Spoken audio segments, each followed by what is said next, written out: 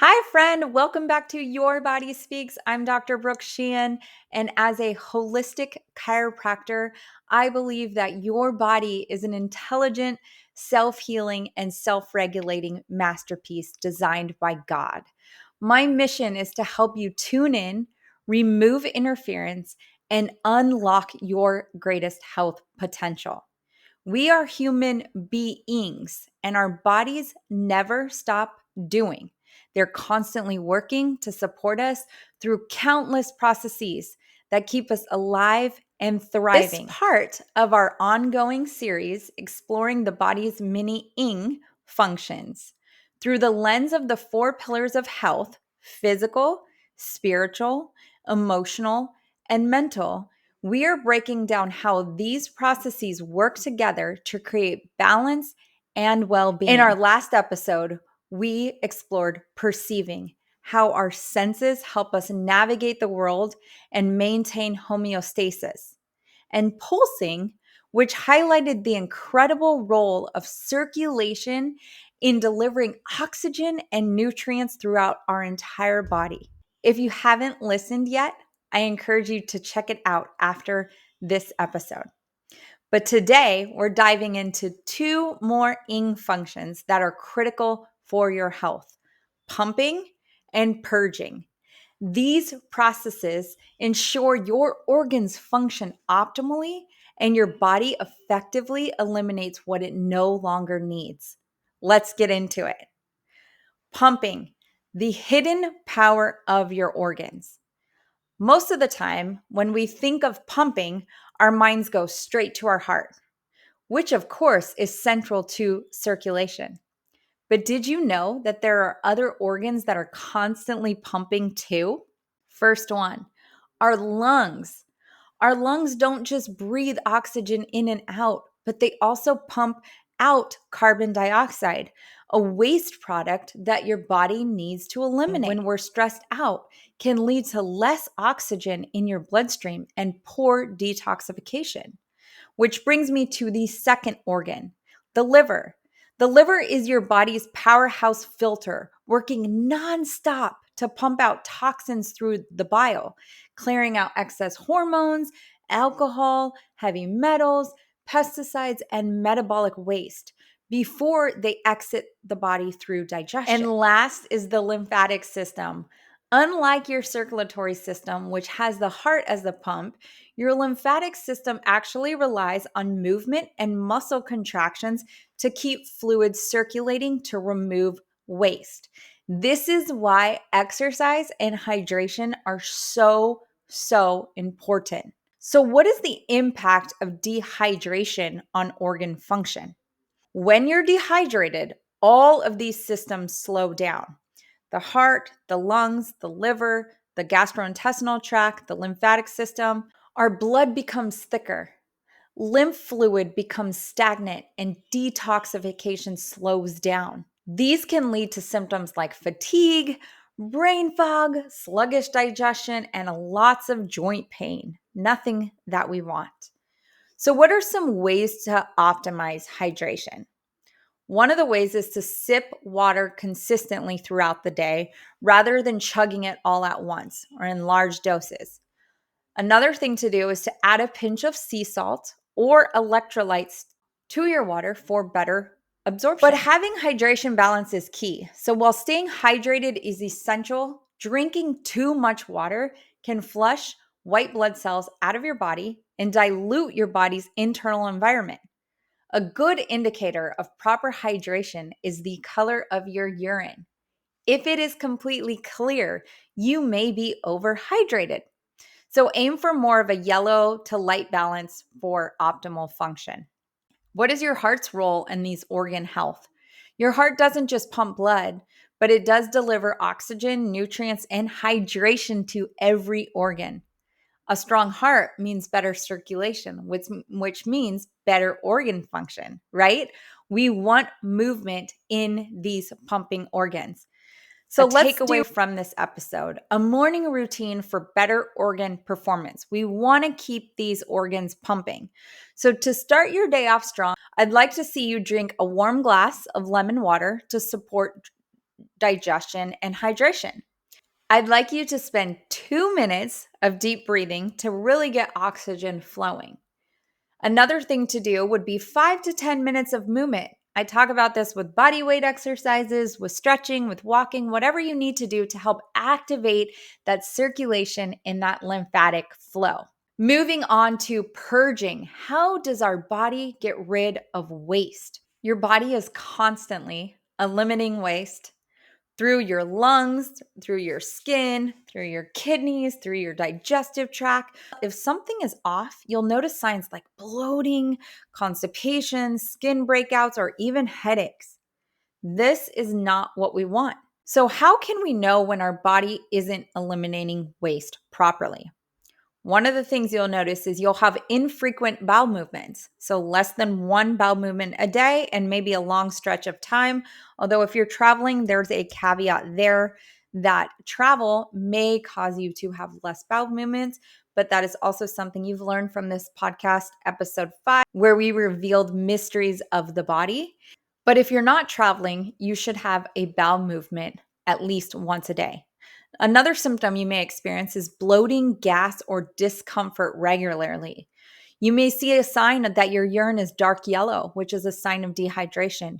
Your skin may break out or become dull. Your body is truly trying to detox through your skin.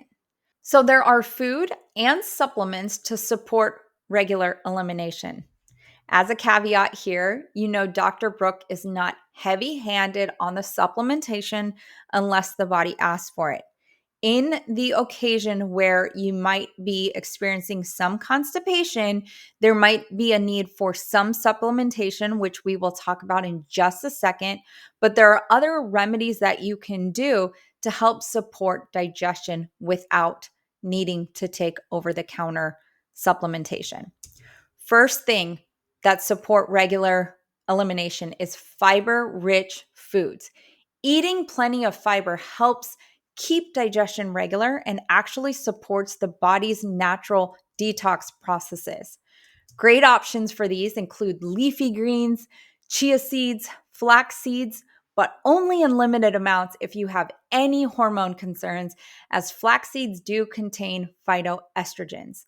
Another one is berries, cruciferous vegetables like broccoli and Brussels sprouts, cauliflower, those kind of things have a lot of fiber in them. Magnesium. This essential mineral relaxes your bowels and helps keep things moving smoothly.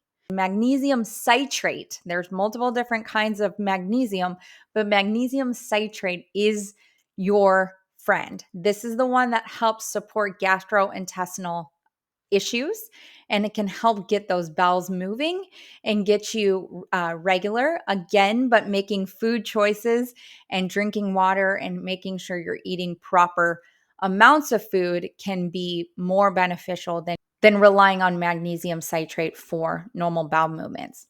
Magnesium works as it draws water into the intestines, softening your stools and promoting regularity. Probiotics. These beneficial bacteria support your gut health, improve digestion, and enhance nutrient absorption. But to really truly maximize their benefits, it's best to cycle through different probiotic strands every 60 to 90 days, ensuring a diverse and resilient microbiome. We don't want the same thing over and over and over again. The body loves diversity. You have to switch this up multiple times to really get good gut health, good microbiome, good diverse bacteria in your gut to help support this healthy digestion.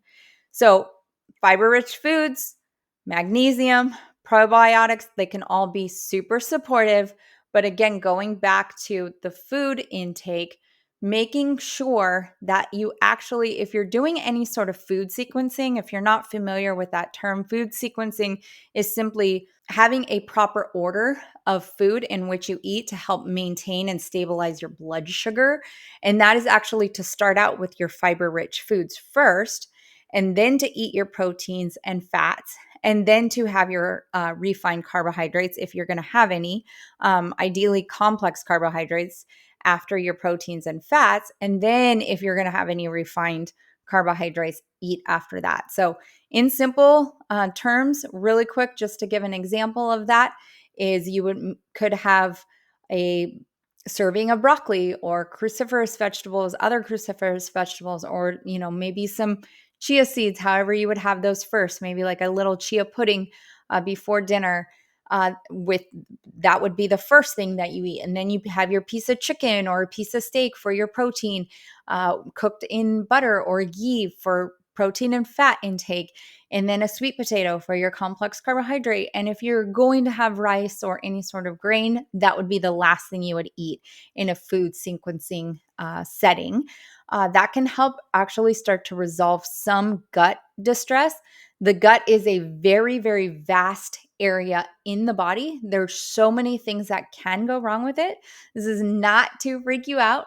We're going to be talking about some ways that you can be tuning into your gut and trying to figure out what is it saying to you and what's going on in just a moment. But I did want to share with you that slight little segment of food sequencing. So, how does stress impact your elimination? Have you ever felt like stress messes with your digestion? That's because your gut and your brain are directly connected through something called the vagus nerve. When you're in a stress state, your body goes into a state of fight or flight, slowing digestion and making elimination difficulty. This actually can show up as constipation when digestion slows down too much, or diarrhea when stress speeds things up too fast. So, what is your poop telling you? Because your poop is a powerful communicator. It actually reveals a lot about your digestive health and overall well being. The consistency of it. Healthy stools should be formed not too hard and not too soft. Hard stools might indicate digestion and lack of fiber, where loose stools could suggest a digestive imbalance or food sensitivities. The color of your stool matters. Ideal stools are medium to dark brown. Pale stools can actually indicate liver or gallbladder issues, while black or red could signal bleeding in the digestive tract. Frequency. Regularity is key. Aim for 1 to 3 bowel movements per day. I know 3 sounds pretty wild, but I have some patients who will go, Dr. Brooke, I've had 3 bowel movements today, and they're kind of freaking out because they're the normal 1 time a day, maybe in the morning after their morning coffee or sometime after they have breakfast, they have a bowel movement and they go on out throughout their day, and they are not understanding why they're having more frequent bowels throughout the day. Understand your body is doing what it needs to do. Now, if you're having multiple, like more than 3, and they're all loose and it's diarrhea, there's an underlying issue. But if it's a regular, not too hard, not too soft, the color is good, and it's up to 3 times a day, there's no harm to your body. Your body is actually doing work behind the scenes. It's very, very intelligent, keeping everything in line and keeping everything at play. So just trust the process. Understand your body is not doing anything out of the norm. So listen to your body. Your stool signals are an opportunity to adjust nutrition, hydration, rest, and stress management to keep your body in balance. What are some ways to support healthy elimination even during stress? My favorite one, practicing that deep belly breathing before your meals. This helps shift your body into a state of rest and digest mode, improving digestion and nutrient absorptions. The other thing you can do is take a short walk after meals to support digestion and movement and help bring cortisol levels down. Avoid processed foods and excessive caffeine, which can actually disrupt gut balance. So this week, I challenge you to track your bowel movements, both frequency and structure. Pay attention to how often you are going. Remember, daily is ideal. Pay attention to the consistency and the ease of elimination. So if it's really pushing hard to get out, that's not a good sign. We need more water. Any signs of straining, bloating, or irregularity, make small adjustments based on what you see. So, for instance, if the stools are hard or infrequent, try increasing your fiber and water intake. If stools are loose or too frequent, Consider reducing fiber and increasing healthier fats. If bloating is an issue, assess whether certain foods like raw veggies or grains could be causing irritation. Tuning into these signals will help you fine tune your diet better to support elimination and overall gut health. Try it for a week and see what shifts. Remember, your body is a self healing, self regulating masterpiece, but it needs your support to function optimally. When you focus on hydration, circulation, and elimination, you create an environment where your organs can thrive, energy can flow freely, and waste is efficiently removed. I hope this episode has given you some practical insights and actionable tips to support your body's natural plumbing and purging processes.